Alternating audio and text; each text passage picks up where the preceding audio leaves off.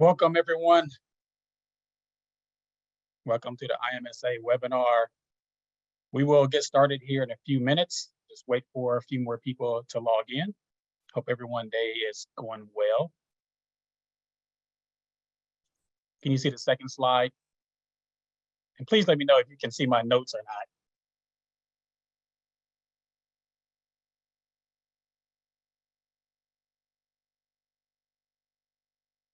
All right. It's good that you can't see my notes. Awesome. And if by chance, if you all want to put in where you're located, I'd love to see where people are chiming in from. I'm based actually in Central Illinois. It's nice and sunny here, about in the mid 70s.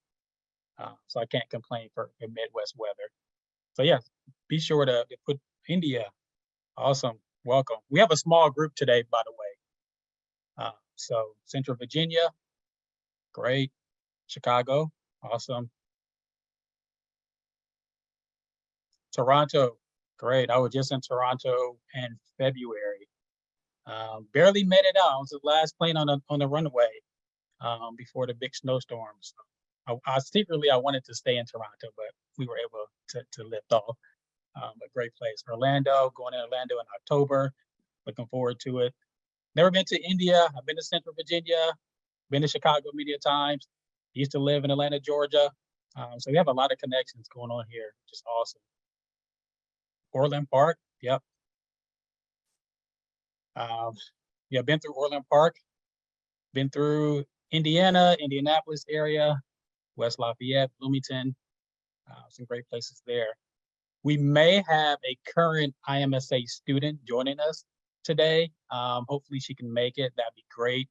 I know you'd love to hear from us, from the admission staff.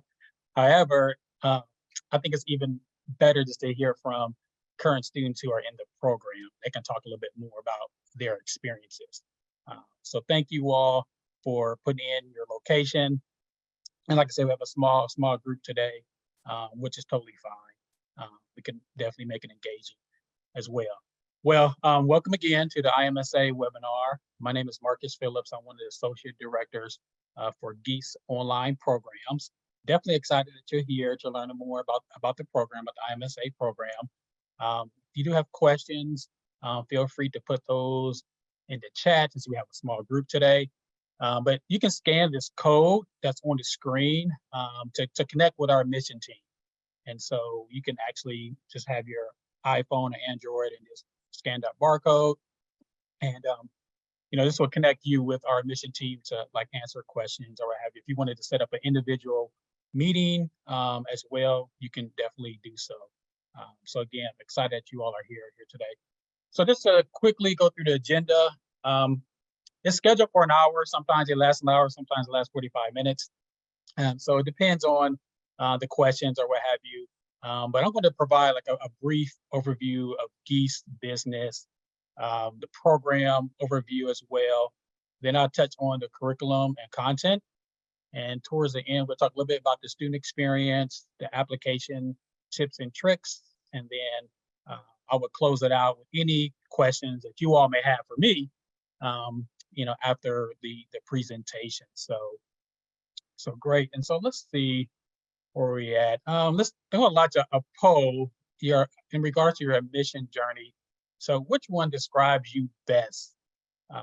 Feel free to fill out the questionnaire or what have you in that poll. Okay, so I see some people are planning to apply the next year. All right, some folks have already started their application. Quite a few of you. Okay, great.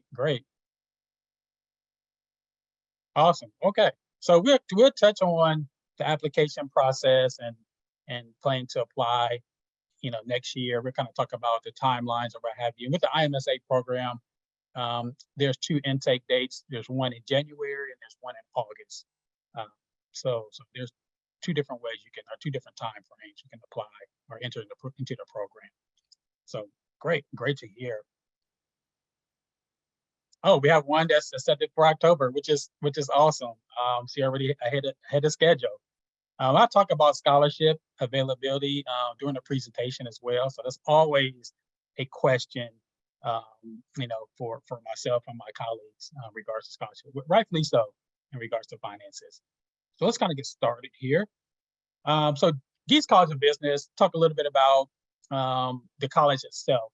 So, I mean, it's part of the University of Illinois, which is one of the premier flagship state institutions in the U.S.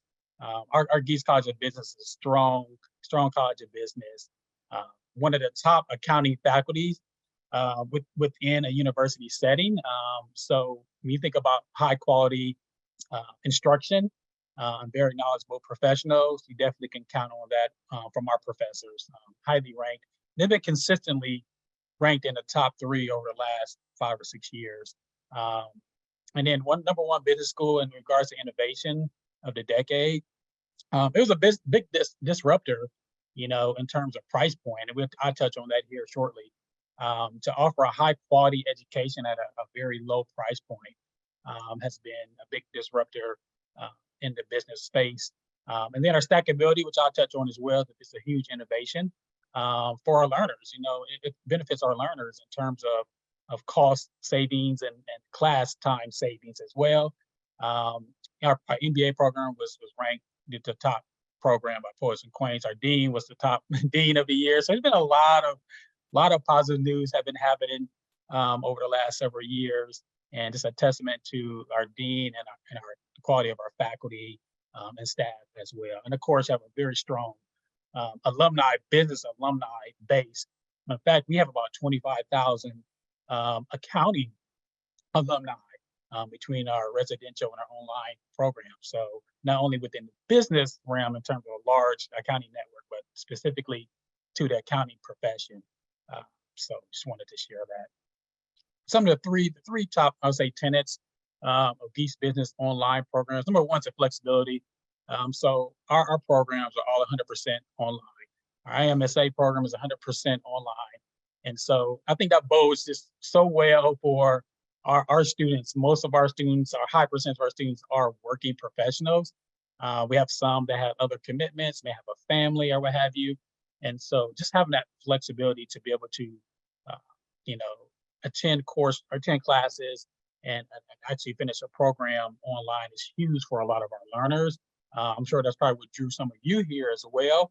And you're not required, there's no residency requirement to actually be on campus. I know there's a few programs out there where they're online, but they are requiring you to actually come to campus at least once or twice a year. For our program, we do not require that. And so I wanted to note that. It's stackable. So meaning some students, we try to reach students where they're in their educational journey, right? Some students want to go directly into the iMSA program. Some students may not feel like they can make that commitment to a full-fledged program and may just want to go into a certificate program. And we do have 3 accounting certificates. And so some students may start that route. And then if you start with the certificate route, you can actually stack those classes into the iMSA program. And then the online by design. So we started our online programs in 2016 with our iMBA program. And so it wasn't like we just threw together this iMSA program because of the pandemic, right? We were already offering a business program. And so prior to the pandemic, and so we think about the infrastructure. We spent millions of dollars in our infrastructure in terms of IT to make sure that the delivery was quality. And we try to stay up with the latest trends in terms of technology. I know AI, VR, all those technologies, our teaching and learning staff is really on the cutting edge of those. And so I want to make sure that this environment is a high quality, engaging learning environment for our students. So, and just give you a little visual of the Stackable Build. So we have some students that would start off taking a free online course. We partner with Coursera to offer these free online course called MOOCs, or massive open online courses. And so these are like self-paced courses where you just want to kind of just gain some knowledge or what have you. And then if some students want to move on to the 4-credit portion of it, they can do so. And so again, we partner with Coursera to make sure we have that streamlined. And so students can actually kind of take the textbook of the course through Coursera, and then you take the high engagement component through the University of Illinois, which will be the 4-credit course. And then a student may take that 4-credit course and stack it into a grad certificate, and then they must take that grad certificate and stack it into a degree program. So this is like one way that students can stack their classes. So it's not like you're taking, 4 or 5 different classes. Okay, now I got to start over again for a grad certificate or the iMSA program. And then again, these are just different ways that students can stack their credits or what have you. So again, we try to reach a learner where they're at in their educational journey. Some may be ready for full-fledged program, others may just need to take one course at a time and kind of go from there. And students can always reach out to our admissions office to, get guidance in terms of application dates, processes, or what have you. So just want to give you a visual of the Stackable Build. And then kind of touch back on what I mentioned, the quality, being online by design.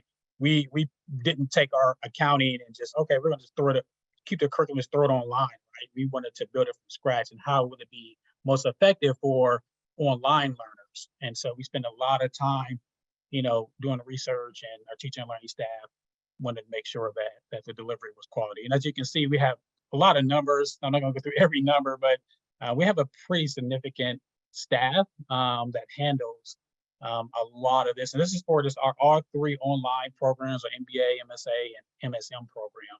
And we have over about 6,000 students in all of our programs total. And so just wanted to show you what is happening behind the scenes. So there's a lot of support for our students. Some quick facts. The average tuition is about $24,000 for tuition fees for the entire program. Okay. And so it's a pay as you go as well. So there's always a question, do I have to pay this up front? Do I have to pay half? I mean, you can certainly do so.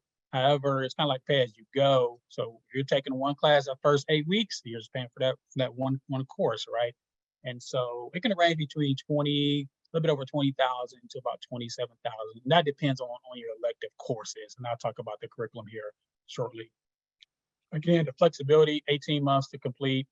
You can extend it out to 60 months. And so I want to give you time, because life happens for some of our students. You may have to take, a semester off or 8 weeks off or what have you.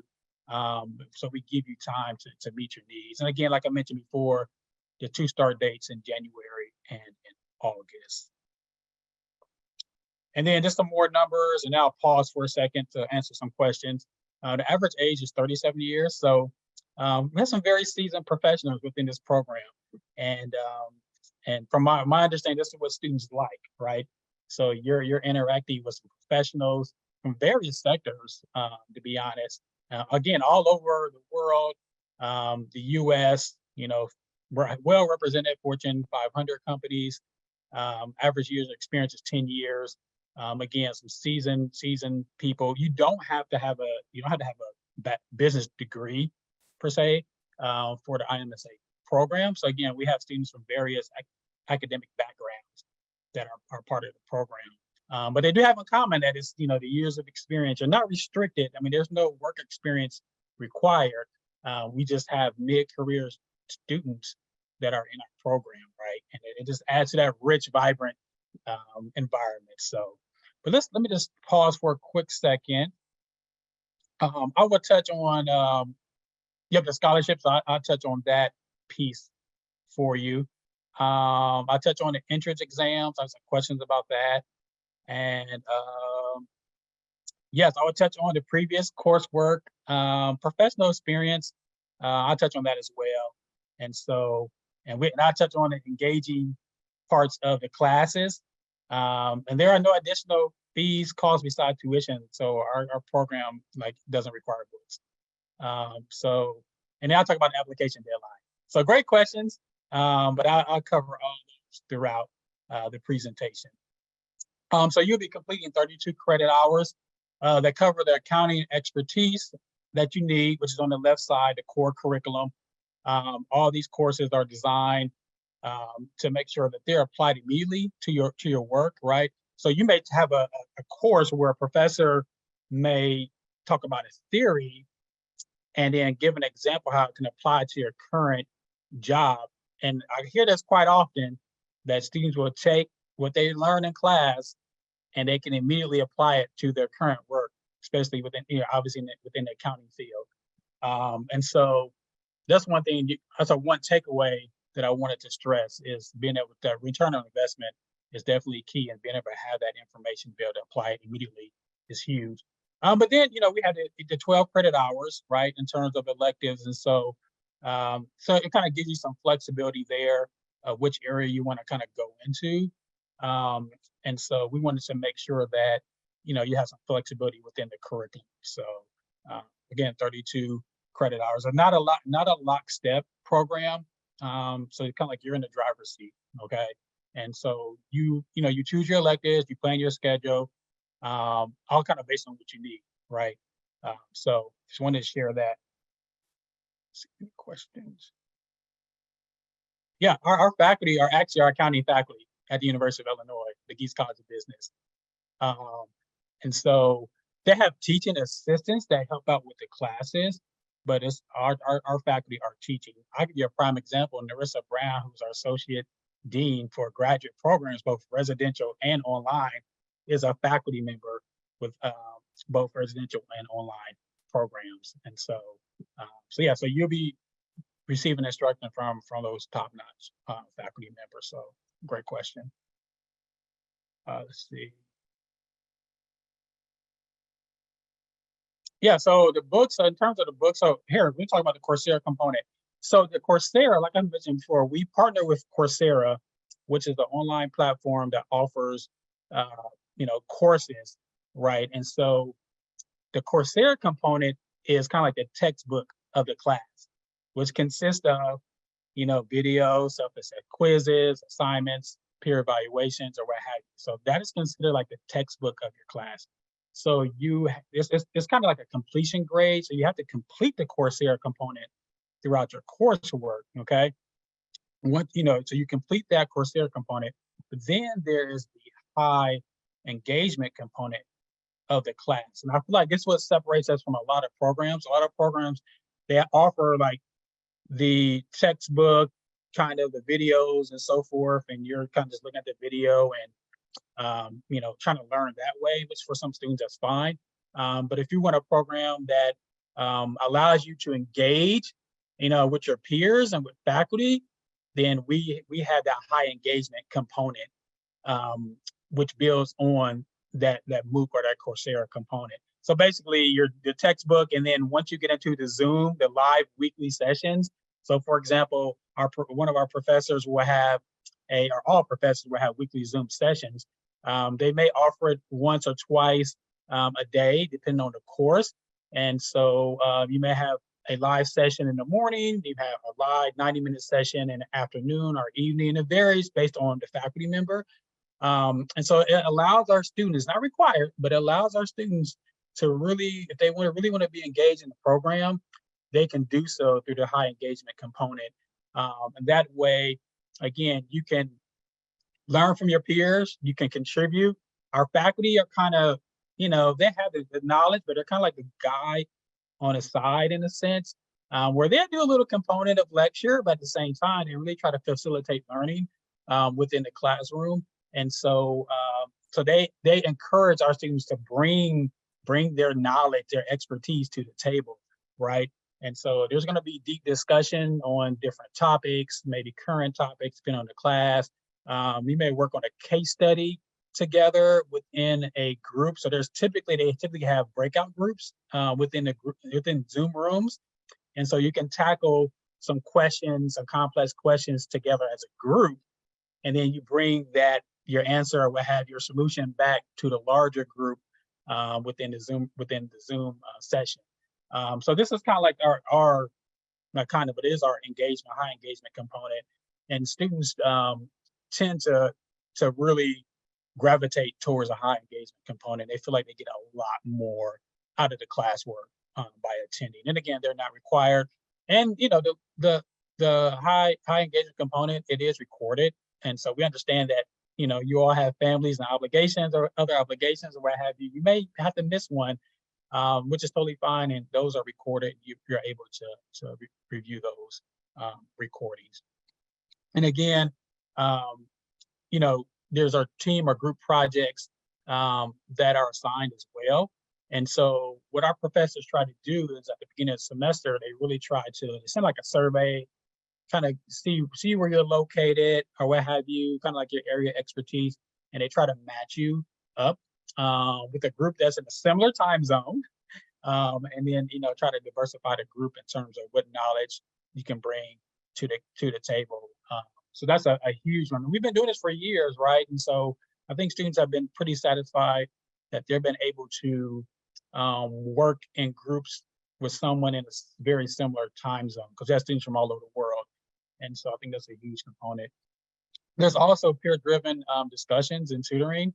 So there are sessions where, maybe a very complex theory that students are having a hard time grappling or what have you, professors, will offer that. And that is led by one of the teaching assistants in terms of the peer-driven discussion. And not to say that professors are not part of that as well. But then you have faculty office hours, so you can still be able to connect with faculty. I think some students may, I won't say be surprised that we have faculty office hours. They may not just take advantage of it early on. And so that is available as well. So a lot of collaboration, a lot of interaction, within the high engagement component. Again, this is on a weekly basis, the live session, and then there's maybe additional discussion or tutoring and group opportunities as well. And so that, again, that can vary from class to class or what have you. So let me see if any questions. All right, so thank you, Tammy. Yes, I'll try to repeat the questions. Not everyone can see the questions coming in.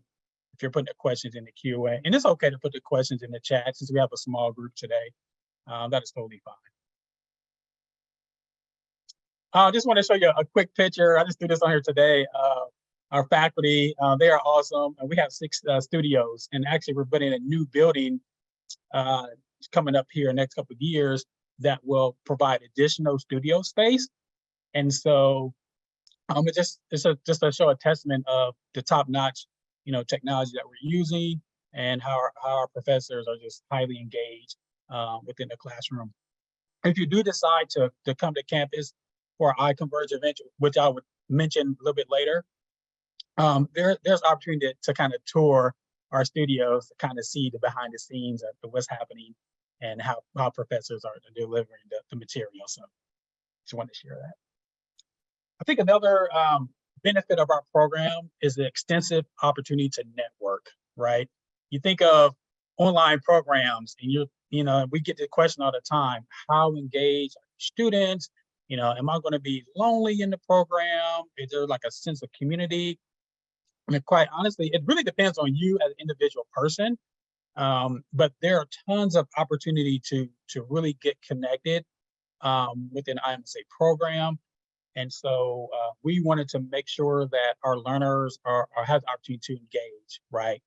Not only with faculty, but with each other.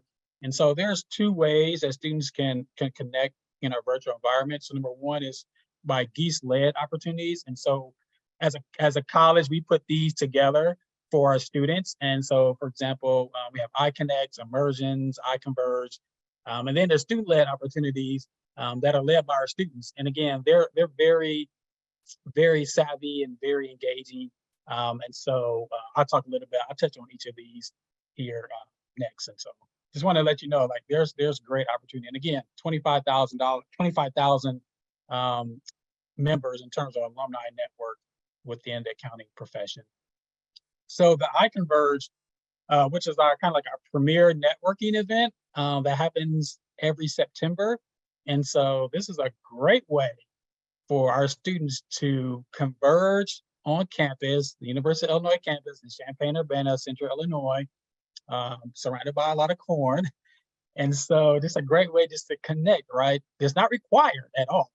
And so last year we had over 500 students and alumni attend iConverge. So it was a combination of our MSA students, MBA students, and MSM students and got a chance to interact in person with each other, with leadership, with faculty, with alumni. There were different professional development sessions. There were networking sessions. Students attended the football game. And so it was a 3-day, pretty eventful time for our learners, and a great way to engage. And so this is one of the hallmark of our programs, is the fact that, students are able to kind of make this connection at iConverge. As you can see, the representation was really strong. We had actually 12 students from Singapore attend the event as well, because they just felt like it would be a great opportunity to connect. So hopefully, if you all decide to enroll in iMSA program, you take advantage of this opportunity, because it's an awesome way to get connected. And again, once you graduate from the program, you can still attend as an alumni, which I think is pretty cool. Workplace is a platform that a lot of our students utilize, again, to connect with each other and actually to network. And so this is a platform for online learners.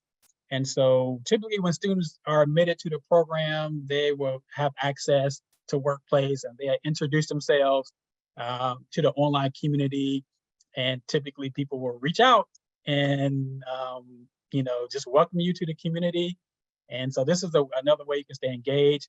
A lot of our students will find ways to connect, whether it's through like maybe need some advice about salary negotiations or what have you, or if you're just trying to connect with someone in a certain area, like, hey, I'm traveling to New York.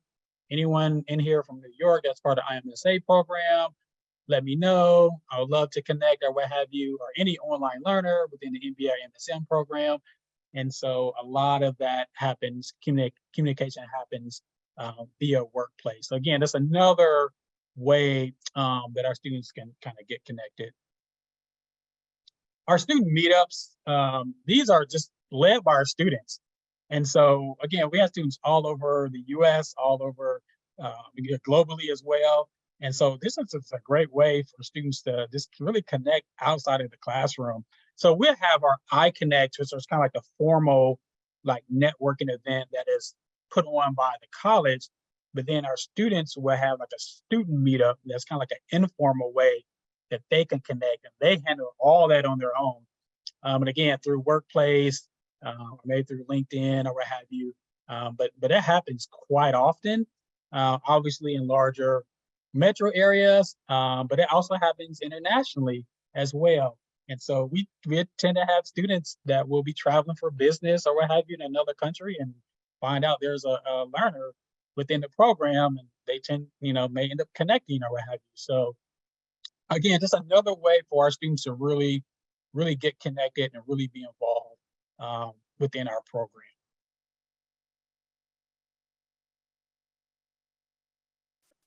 So lastly, in regards to the learner experience, is the support that we provide for our students. And so we have a pretty robust student and academic success team as well. And so again, through your journey, it doesn't stop with admissions, as we kind of help you navigate through the admissions process, but it also carries on while you're actually a learner within the program. So we do have professional advisors that are just strictly working with our students in our 3 graduate programs, okay? And they can assist with degree planning, advising, understanding the policies and procedures. So if you're like, hey, I have to take a semester off, how would this change my end date? Those type of questions, or should I take, certain courses together?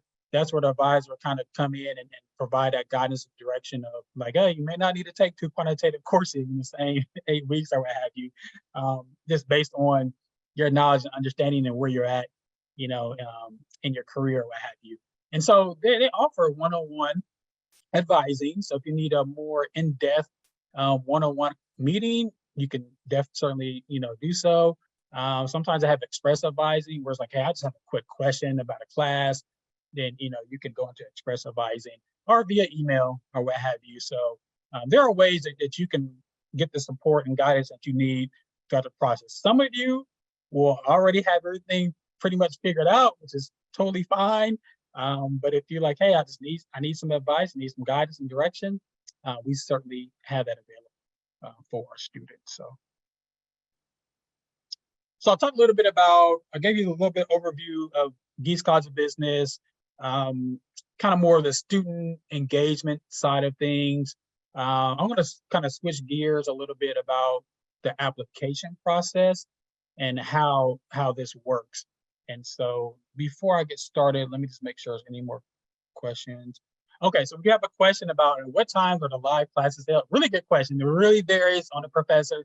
Typically, they will offer a class probably, like late morning, and maybe like late afternoon and early evening. From what I've heard, some professors, depending on the class, will offer 3 live lectures, like on a Tuesday, for example. Some may offer just 2 if it's like a smaller group or what have you. But typically, it's going to be, I don't have a specific time, but typically it's like late morning, early afternoon, like early evening, or what have you. But it varies. Great question.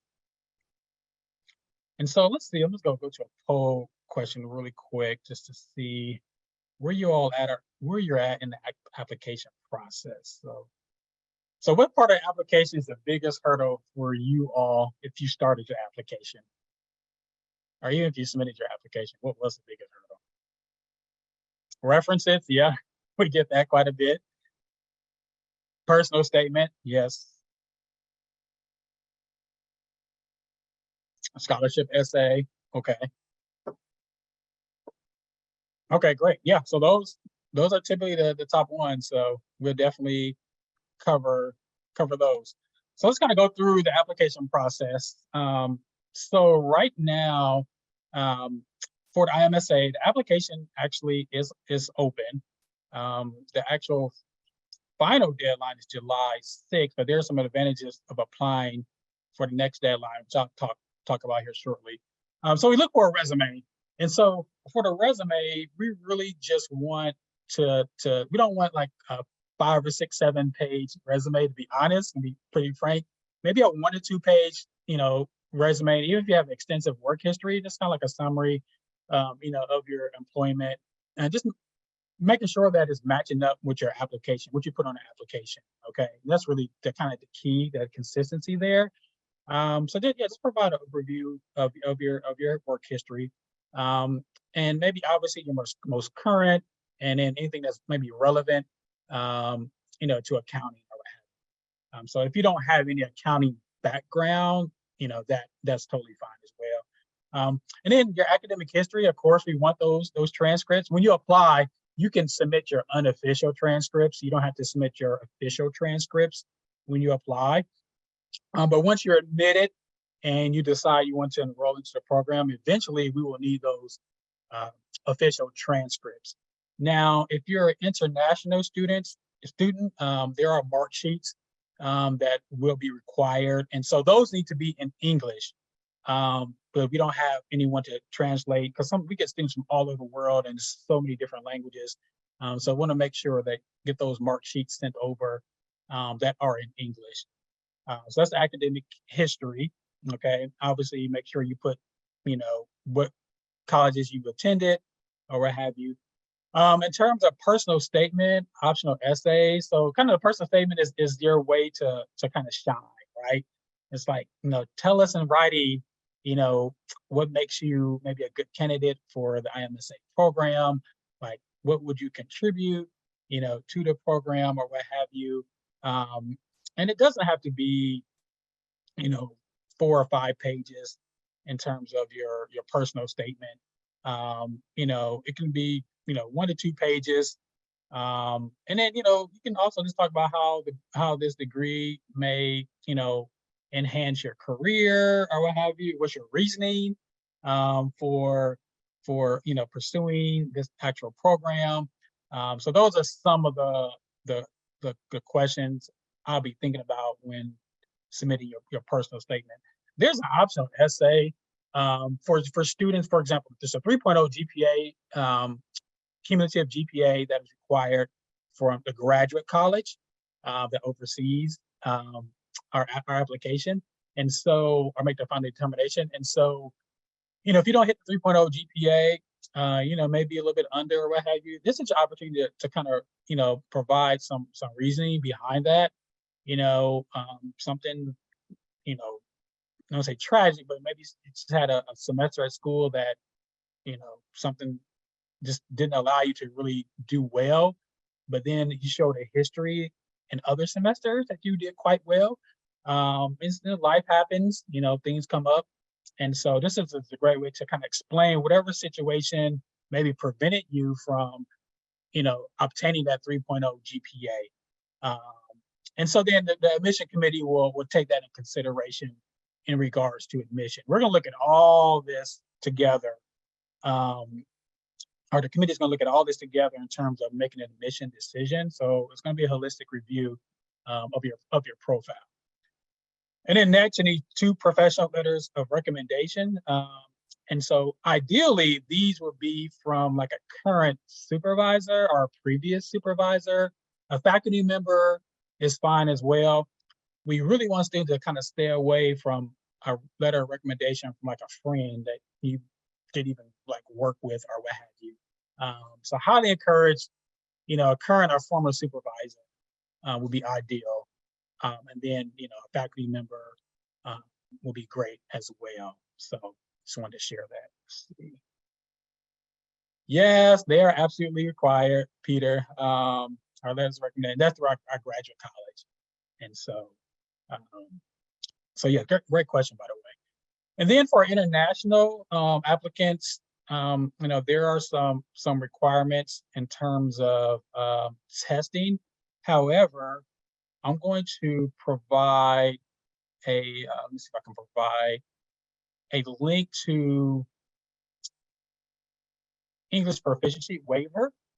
And so our students can actually be waived from the test or from these exams in regards to admission. And so here in the chat, I'm going to provide the link. So if you're an international student, just check out that link, and you may be exempt from providing test scores from the list of exams that are on the screen. There's a waiver essay as well, and so if you want to, make a case why you need to be waived from submitting scores from these exams, then you can certainly do so. Okay, so we provide that option as well. And then probably one of the best things about our application requirements is there's no GRE or GMAT requirement for our students. They're optional. If you feel like you scored really well on one of these 2 exams, certainly send that in. That's another data point that the admission committee can use when evaluating your application profile. However, that's one thing you don't have to worry about. So it can save a lot of money and stress as well. And then there's a scholarship essay for our students. And so the scholarship covers, this is a Coursera scholarship, covers 70% of the cost of the program. And so it's very competitive, to be honest. Very, very limited number of scholarships are available because our cost is so low relative to a lot of our peer institutions. And so we're looking for someone that, will contribute to the program, and then just have some understanding and contributions to like equity, because we're big on equity, big on accessibility. But again, we're going to look at a combination of your profile, from like your grades, your personal statement, what you can contribute to the program, right? And part of that process is like the interview as well. And so how engaged are you in the interview? And so those are some of the attributes you're looking for in a scholarship recipient. And so just keep that in mind as well. And there's a deadline as well. So there we have several application like deadlines for the program, but there are certain deadlines, certain dates you have to submit your application and your scholarship essay. So when you submit your application, like right now, if you apply right now, you can submit your application along with your scholarship essay. But once you submit your application, you can't come back and submit your scholarship essay. So you have to submit all that at once. And I'll talk about the deadline here shortly. So any questions about, the application requirements? I know for the iMSA program, there are some prereq courses that have to be completed as part of the application process. And so having a business like management course at the undergrad level or the grad level, and one course in the financial accounting sequence, or principles of accounting sequence. So it's one course in principles of accounting sequence, and then a business management course. So those are just the two prereq courses that are required. And again, if you have questions about whether, a course A or course B is considered that, you can always email our admissions staff and we can look into it for you. So, all right, that's a lot of cover for the application requirements. Just really quick, I'm going to go through the application review process. And so after, your application submitted, it takes, 1 to 2 weeks, depending on the time of the year. We'll email you if there's some missing information that needs to be, added to complete your application. And so once your application profile is complete, then we will go ahead and allow you to schedule an interview with the admission team, which is probably one of the best parts of my job, to be honest. I know I'm on the end of asking questions, so it's more relaxing for me. However, it provides us the opportunity to meet just people from all over the world and so many different backgrounds, which is great. The interview lasts about 15 to 20 minutes, pretty casual interview. Nothing, in terms of being super strict. We really just your way to kind of shine again. But this way it's through, the virtual environment, right? You're applying for a virtual program. We just want to see how you engage virtually. And so, again, number one, why are you pursuing graduate school? That's one of the questions most likely you're going to be asked. Number two, why are you pursuing the iMSA program in particular, right? Definitely one of the questions probably going to be asked. So we're going to make sure that you've done some research and you have a solid understanding, a solid idea of what our program consists of. It could be asked about, how do you work in a group setting? Because this program is going to require you to work in a group setting. How have you overcome adverse situations? What are your plans to make sure you have the time to manage to be successful in the program, right? So being self-aware of okay, I may have a lot going on. How am I going to prepare for this program? Typically, from what I've heard from students, if they're taking one 8-week course, they're going to spend about 10 hours a week on the coursework. And then if they're taking 2 classes a week, it's probably going to be 20, 25 hours.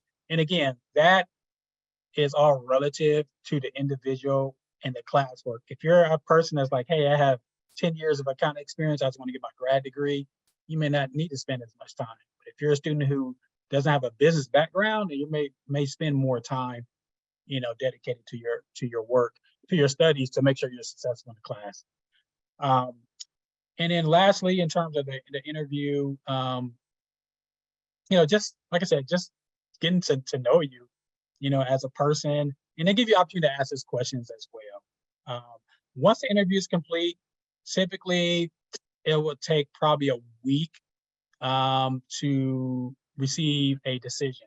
So we try to make these decisions on a weekly basis. We don't want to hold you all for months waiting. Once your application complete, you do your interview, and about a week later, you should hear back from us in regards to an admission decision. And then lastly, with the admission part, there is a program called a performance-based track.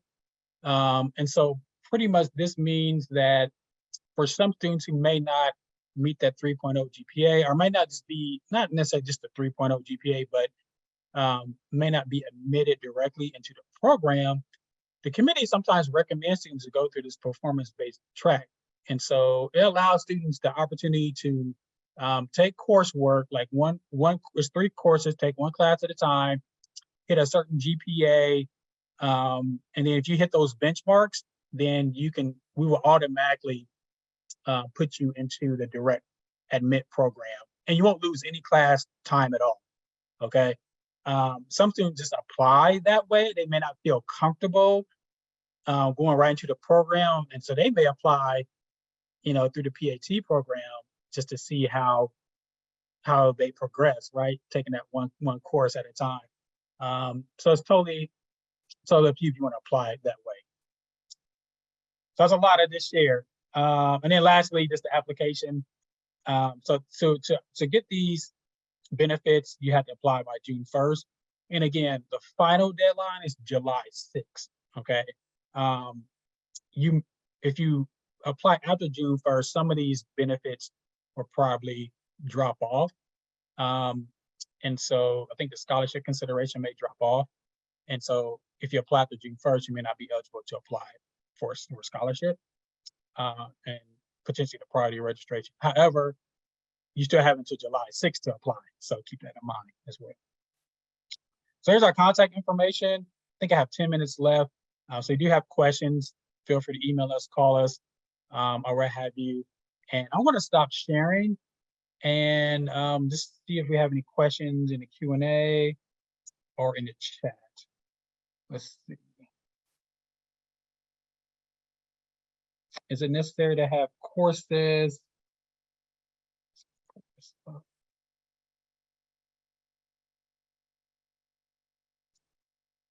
All right. Is it necessary to have courses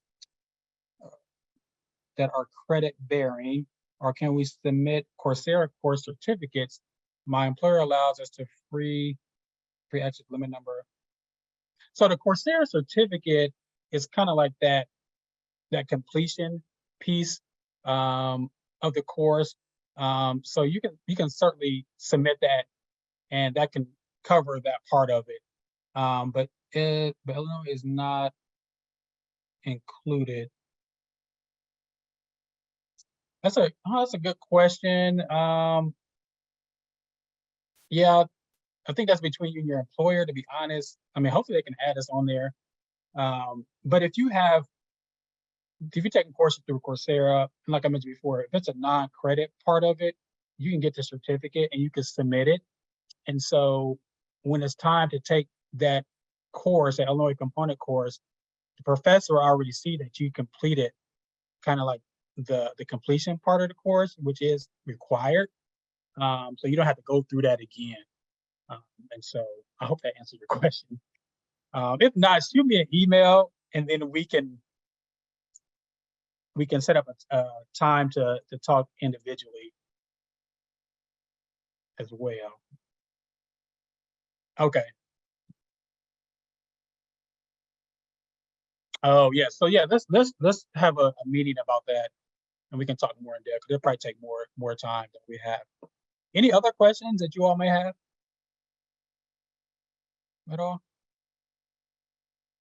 Well, thank you so much for the engagement. I really appreciate it. Thank you for the questions. And again, this is my email. If you do have additional questions, don't hesitate to reach out.